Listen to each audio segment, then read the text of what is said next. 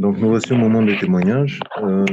Professeur, donc, je dis professeur, doyen, je vous laisse la parole pour vos témoignages en même temps, s'il vous plaît. Bien. Oh, frère. J'ai souri. Le Seigneur est grand. Le Seigneur est grand. Le Seigneur est grand. Pour ceux qui les cherchent, ils les trouveront. Il est toujours à côté de nous. Fidèle Seigneur. Le mercredi, ce mercredi 1er mars 2003, voilà ce que j'ai rêvé. Nous étions quelque part avec notre fille cadette. Et il y avait des personnes qui discutaient sur nous, qui parlaient de nous. Après leur discussion, ils ont appelé notre fille et ils lui ont remis 1 euro. 1 euro. Pour venir me les donner. Alors, notre fille hésitait, dit 1 euro pour donner à papa, une pièce d'1 euro pour donner à papa. Elle hésitait. Alors, elle a commencé, devant elle, il y avait un tableau. Elle a commencé à faire les calculs avec 1 euro. Elle fait les calculs, elle multiplie 1 fois 1, elle dit égale 1. Est-ce que c'est 1 vraiment qu'on doit lui donner? Pourquoi on lui donne 1? Bon, finalement, après toutes ces questions, elle dit, bon, avec hésitation, elle dit, bon, je vais quand même donner ça à papa. Elle est venue me donner ces 1 euro et j'étais très content. En fait, c'est quoi? C'est quoi 7 euros? Je vais vous expliquer. C'est que j'ai la carte, j'ai une carte Mastercard, la carte Visa, comme on peut dire, de crédit. Alors, comme je suis en Afrique, parfois, je n'aime pas me promener avec de l'argent. Alors, je mets de l'argent sur ma carte. Quand je viens en Europe, je peux utiliser cette carte, je peux prendre de l'argent, faire ma course, ainsi de suite. Alors, lorsque je suis arrivé le 4 décembre et le 12 décembre, nous sommes allés à la banque avec mon épouse. J'ai dit, bon, je vais retirer de l'argent pour que nous puissions préparer les différentes fêtes qui vont arriver. Nous avons mis les cartes sur un distributeur. On nous a refusé pour dire que les soldes étaient insuffisants. Alors moi, je dis à mon épouse, je dis, ce n'est pas juste. Il n'y a plus d'argent que ce que je vais retirer. Ce n'est pas normal. Donc, je voulais retirer 1 000 euros. On me dit, non, les soldes étaient insuffisants. Nous avons testé dans 2 appareils différents, c'était le même message. Alors, nous sommes rentrés à la maison, j'ai téléphoné au service clientèle de cette carte. La banque. Je dis, je ne comprends pas, j'ai de la liquidité sur mon compte, mais lorsque je vais pour retirer, on me dit les soldes sont insuffisants. Alors, y a-t-il un problème?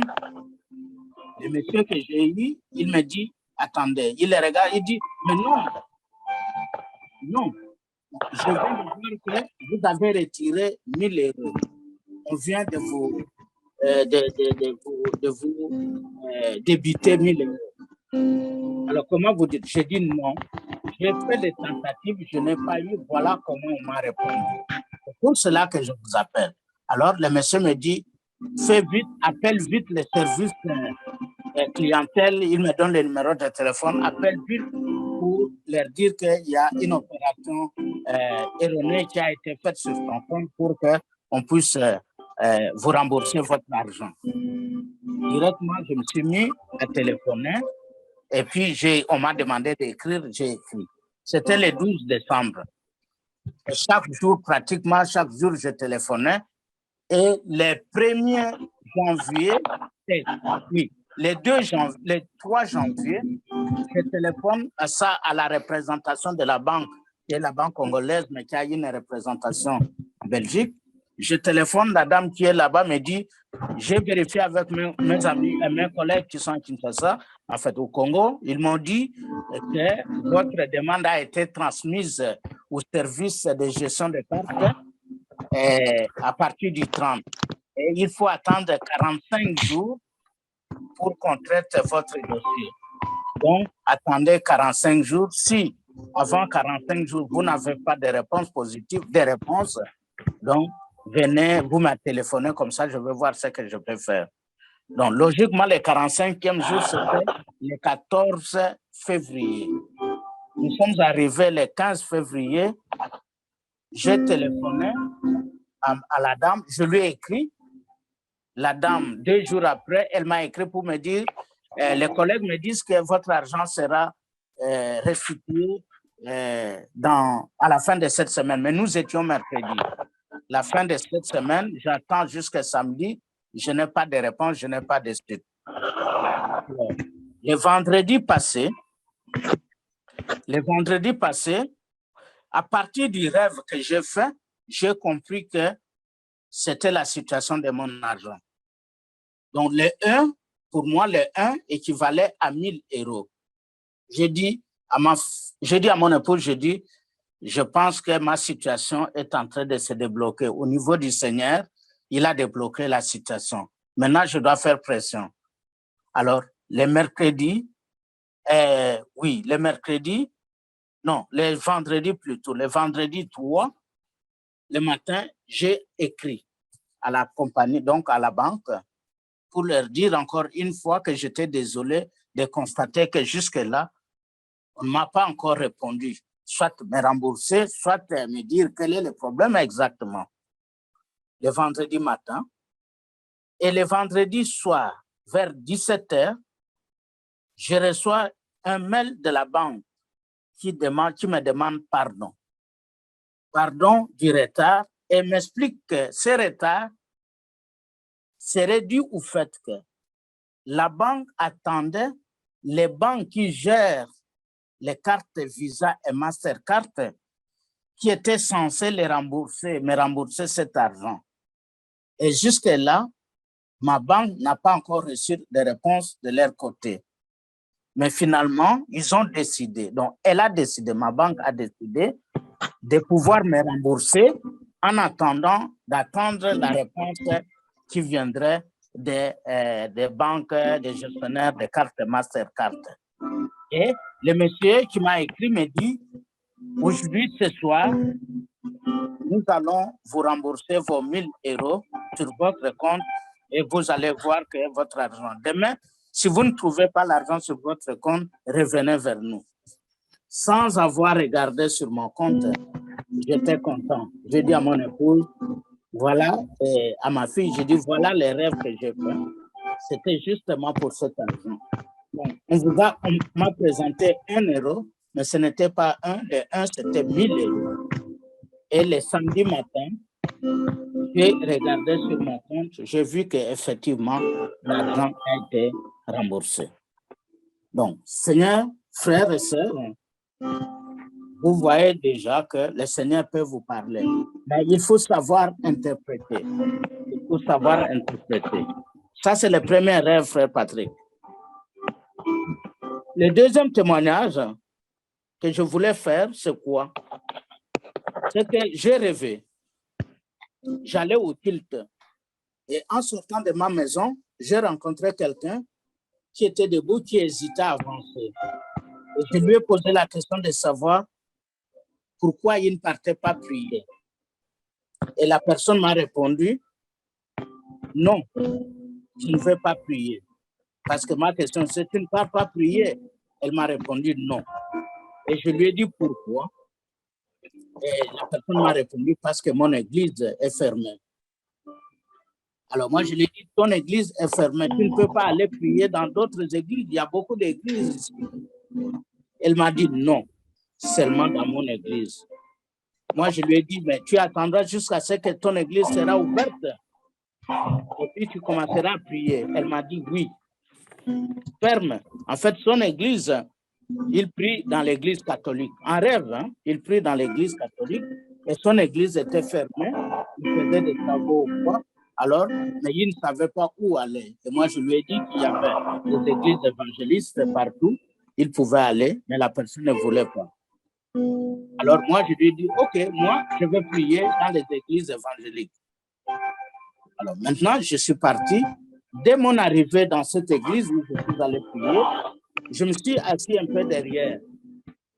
Et puis, il y a quelqu'un qui est venu me relever pour me dire, monsieur, mets-toi debout. Tu vois le monsieur qui est là. Va lui dire bonjour. C'est ton ami, non? Vous avez le même titre que lui. Pourquoi tu te mets ici alors qu'il est là? Va lui dire bonjour. Il est comme toi. En fait, il m'a donné le nom de la personne. Et je connais effectivement la personne. Je la connais, c'est un ami. Je la connais bien.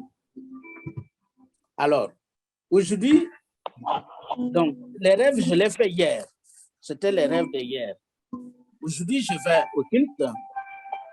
Ce matin, je vais au culte et je rencontre effectivement, je trouve effectivement l'ami dont on m'a parlé en rêve.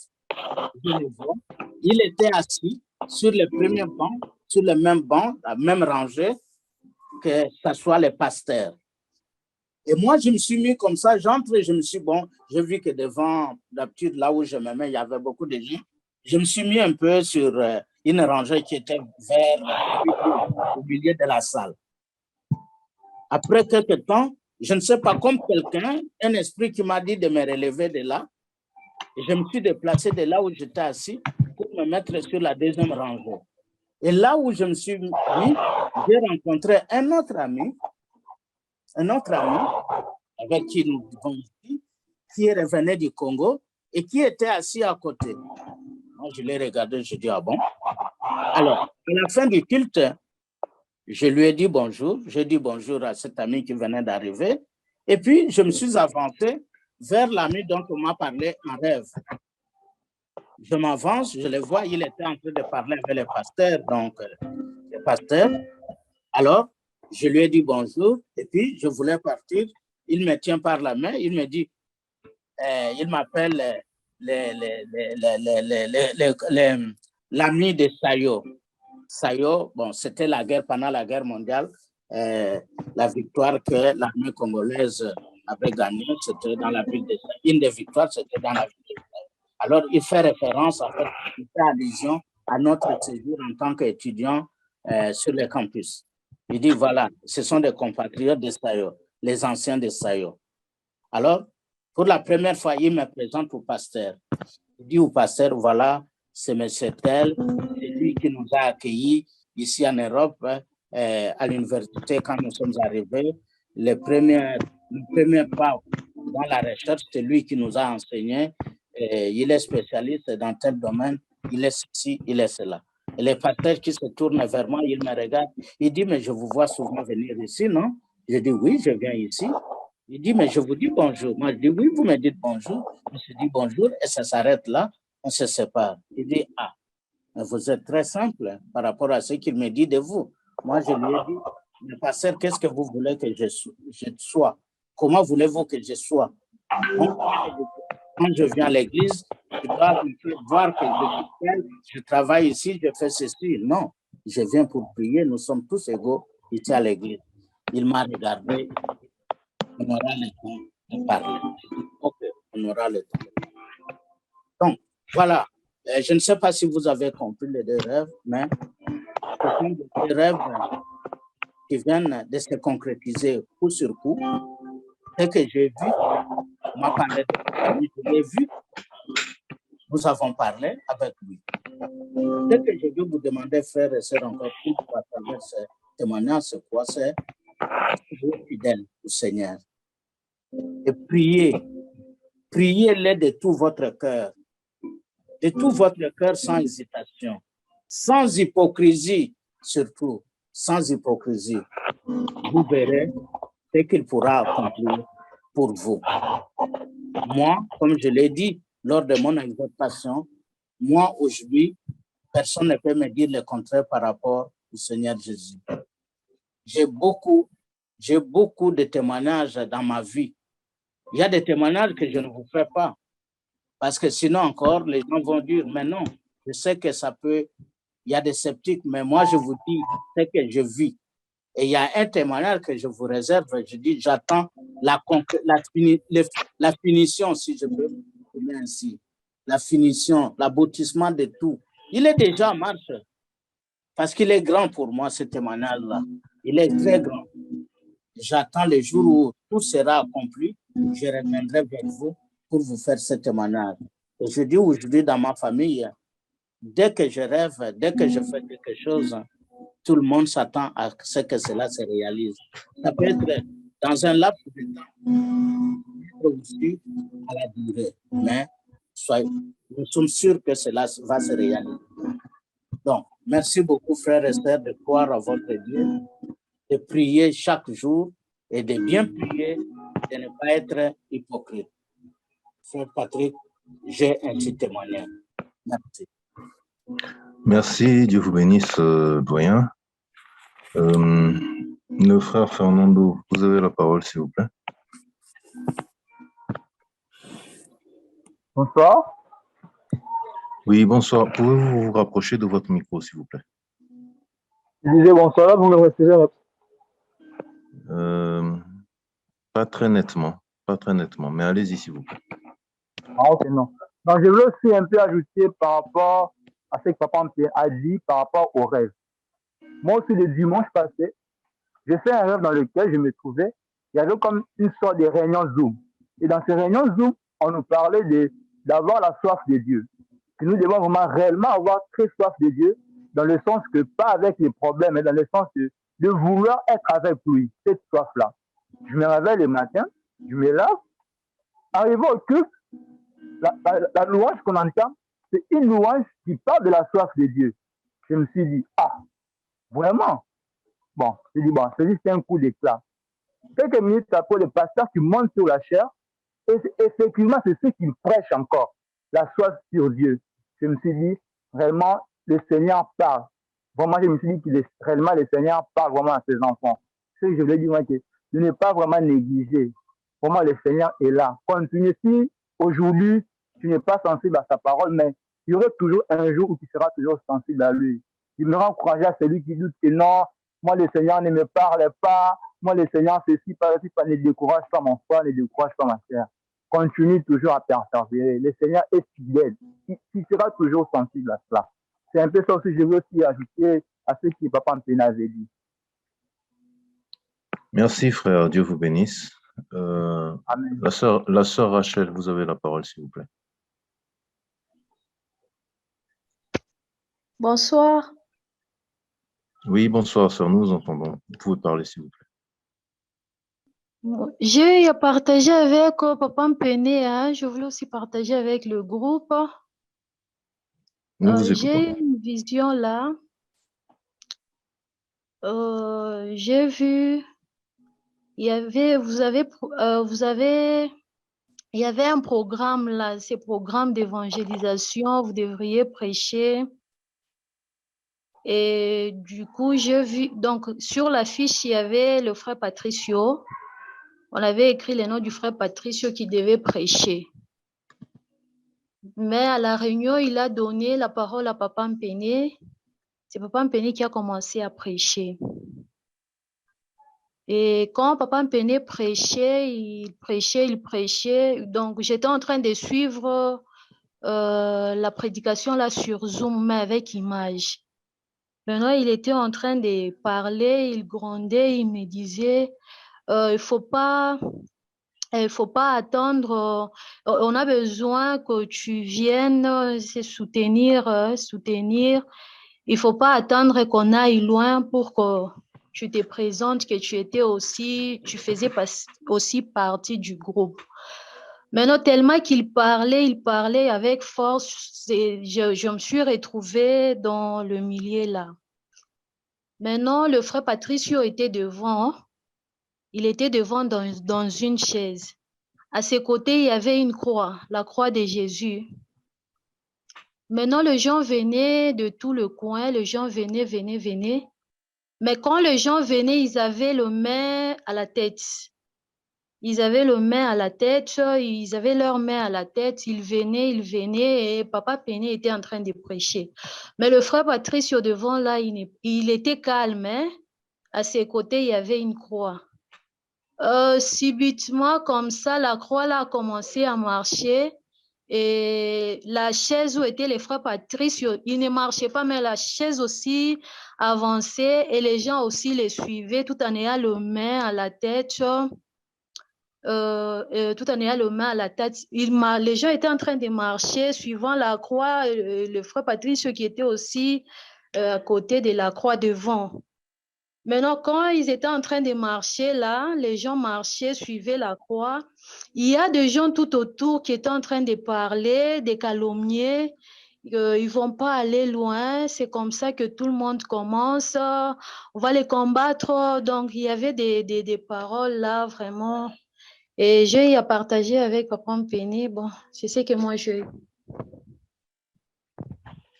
D'accord, merci beaucoup. Dieu vous bénisse pour le partage. Est-ce que quelqu'un d'autre a un témoignage à partager? Quelque chose que l'Éternel a fait dans sa vie? Oui, j'ai un témoignage. Oui. Oui. Il y a de cela un mois passé, il y avait une annulation de presque de certains de mes contrats pour des raisons qui n'étaient pas valables pour des clients qui se rétractaient ou qui étaient d'accord avec les prix et puis subitement, ils avaient annulé les travaux. Bon, sachant que c'est le mois de janvier, généralement le mois de janvier, beaucoup de gens ne font pas beaucoup de travaux parce que ici, les vacances sont vraiment prises au sérieux. Donc, les mois de décembre, vraiment, les gens font des dépenses pour la famille et beaucoup d'entre eux voyagent. Donc, c'est ce qui fait que le mois de janvier, pratiquement, il n'y a pas vraiment grand-chose à faire. Les gens attendent à peu près mars, avril pour commencer à relancer des grands travaux. Mais cela n'empêchait pas qu'il y ait certains travaux à faire pendant des petits travaux à faire pendant que les gens s'arrangent à faire des gros travaux parce que euh, le Québec est grand, donc, mais on n'avait pas de contrat qui était maintenu. Il y avait des devis qui étaient faits, placés, mais jusque-là, il n'y en avait aucun appel de la part de ces personnes-là. Alors, qu'est-ce qui se passe? La fois dernière, quand on faisait la prière du sentinelle, quand nous faisons la prière du sentinelle, et le Saint-Esprit m'inspire de demander ma prière à moi. Or, la fois dernière, dans la prière de sentinelle, nous avions pris une semaine pour un membre du groupe, dans lequel on ne priait que pendant toute semaine pour 7 personnes désignées du groupe. Et tout le monde avait eu sa prière, sauf moi. Alors, j'avais complètement oublié parce qu'après ça, on avait chuté sur la prière de la fin de l'année. Donc, je n'avais plus ça en tête. Mais pendant qu'on priait, bizarrement, le Saint-Esprit me le met dans la tête, me dit, mais tiens, toi, tu as une prière qu'on n'avait pas fait pour toi. Bon, n'étant pas vraiment sûr, j'ai demandé, on m'a dit que non, toi, on n'avait pas fait pour toi. J'ai dit, bon, j'en aurais besoin de cette prière pour cette semaine. Alors, le premier, c'était le jeudi. Le jeudi, les premiers jours, on fait une prière.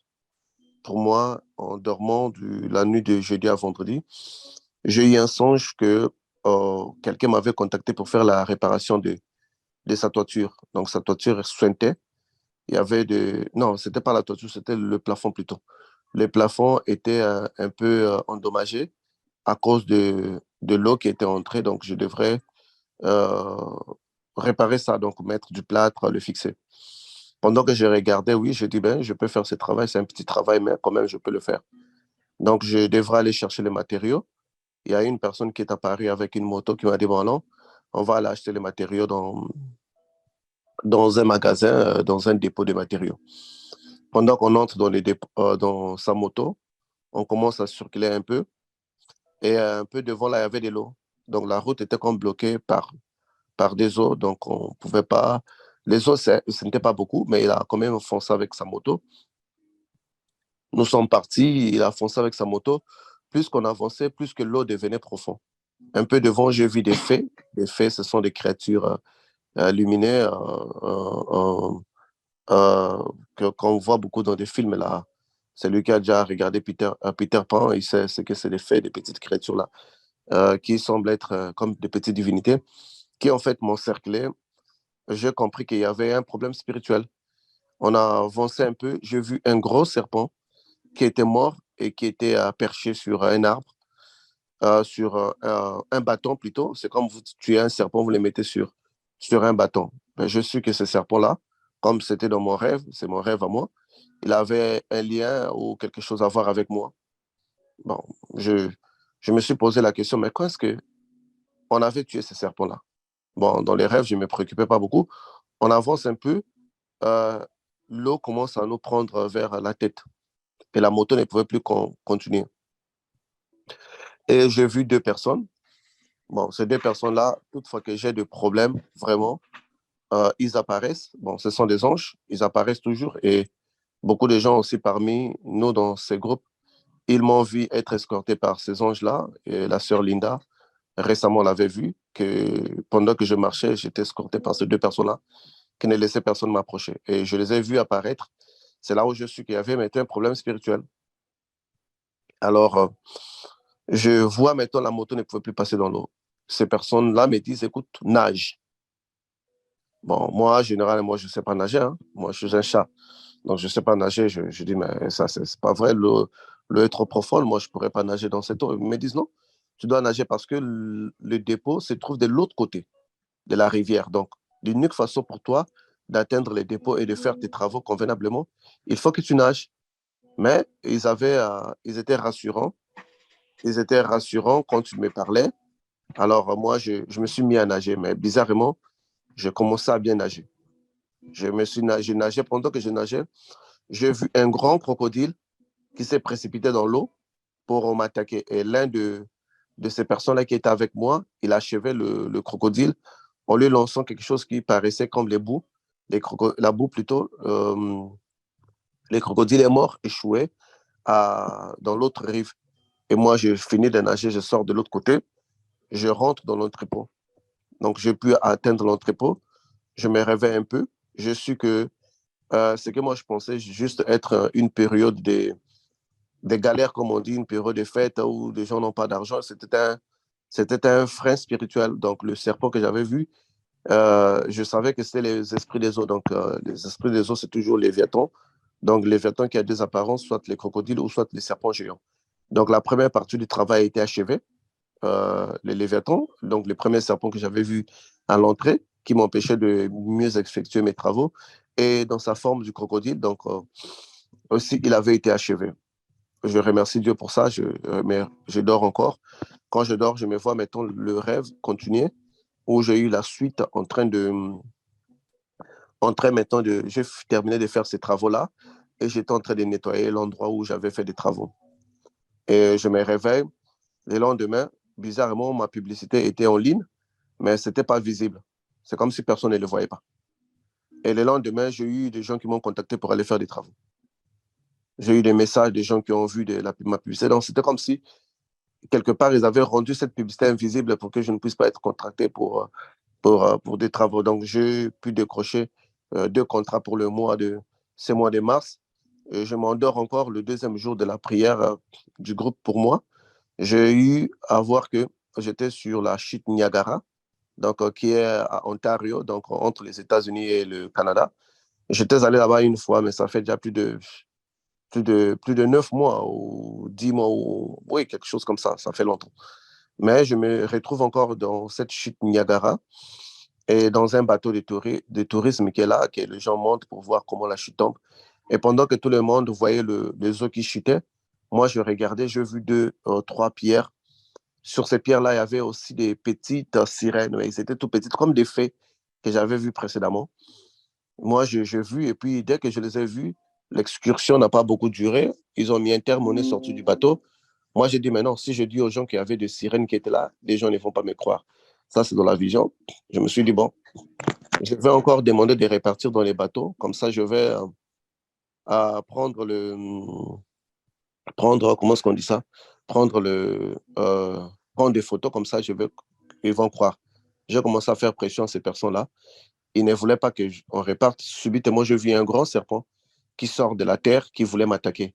Également, je l'ai écrasé la tête, je l'ai tué. J'ai eu la deuxième victoire sur les serpents. Le troisième jour de la prière, je me suis vu mon, dans, mon, dans la ville où je suis grandi, dans mon quartier d'enfance.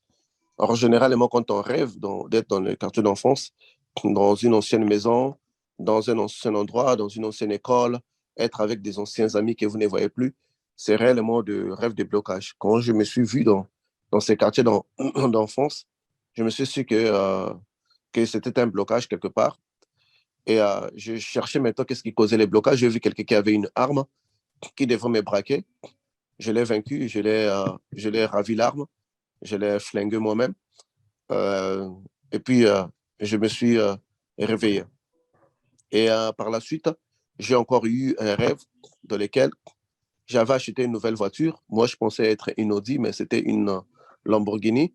Pendant que je me suis monté dessus, j'ai reculé. Vous savez, dans les rêves, quand vous rêvez une voiture, c'est votre avenir, c'est votre vie. J'ai reculé sans faire attention. Je suis allé cogner derrière sur un citerne d'eau qui était là. On voyait comme des citernes d'essence là. Quand je cognais, craignant que ma voiture était endommagée, j'ai quitté la voiture, je suis entré dans la maison pour passer par derrière parce qu'il n'y avait pas accès que je passe. Quand je passe par derrière, j'ai vu que ma voiture était intacte, ça n'était pas cassé. Et pendant que je voyais que ma voiture n'était pas cassée, j'ai vu des gens qui voulaient voler, qui ont volé d'abord le phare. Le phare, quand vous rêvez qu'on vole le phare, ça veut dire votre direction. Donc, votre bon déroulement parce que les phares permettent à, à éclairer la nuit pour voir. Donc, c'est comme si on vous a volé votre vision, votre façon de mieux orienter. Ils ont volé le phare de la voiture. Ils ont volé le pare-choc. Le pare-choc, c'est votre protection. Ils ont volé le pare-choc et moi, je les ai vus. Dès que je les ai vus, ils voulaient partir avec ça. Je les ai suivis, je les ai dit que si vous ne remettez pas le pare-choc, moi, je vais vous détruire dès l'instant. Ils sont revenus, ils ont remis les pare-chocs. Par là, j'avais su qu'il y avait un problème spirituel, une attaque spirituelle qui était en cours, par lequel, grâce à Dieu et aux prières des sentinelles, j'ai pu avoir une victoire là-dessus. Et pour ça, je m'aurais interpellé l'attention de tout le monde. Quand vous voyez que quelque chose ne va pas, ayez toujours les réflexes de vérifier cela. Et je me rappelle encore, d'abord, avant même que les sentinelles puissent commencer à prier pour moi, j'avais fait un peu une vérification individuelle. Donc, la vérification intérieure, ça veut dire que je fais passer une énergie spirituelle à l'intérieur de moi. S'il y a des mauvais esprits, ils vont réagir. Donc, c'est comme un courant qui quitte la tête, qui passe jusqu'aux orteils. C'est vraiment un puissant courant qui te fait trembler. La première fois que je l'avais fait ce genre d'expérience-là, j'étais aux États-Unis, c'était en 2016. En 2016, j'avais fait passer ce courant-là. C'est là où j'avais eu la sirène qui avait réagi. C'est en ce moment-là que l'ange m'avait délivré maintenant de l'esprit de cette sirène-là. J'avais déjà donné un témoignage là en 2016 parce que je fus délivré par les Christ en 2014. Mais ma délivrance était un processus qui avait pris de 2014 jusqu'à 2016, au plus tard 2017. Donc, quand je l'avais fait passer pour la première fois, il y avait cette sirène qui avait réagi dans mon corps. Et effectivement, moi, j'avais une certaine instabilité avec les femmes. Je n'aimais plus avoir une relation sérieuse avec les femmes. Donc, ça, c'était pour la première fois. Et la deuxième fois, je l'ai fait passer récemment. Il n'y avait absolument rien et j'avais su que c'était un problème extérieur. Donc, toutefois que vous voyez qu'un événement ne va pas dans votre vie, essayez de prier pour que vous ayez des précisions. Si vous ne priez pas, la Bible nous dit que de demander toujours au secours aux gens, de vous aider dans la prière, car la prière d'un juste a une grande efficacité. Et là où Jésus dit, là où 2 ou 3 personnes sont réunies en mon nom, je suis au milieu d'eux. Donc, c'est ça le petit couac que j'ai pu avoir avec les forces du mal pour essayer de me bloquer.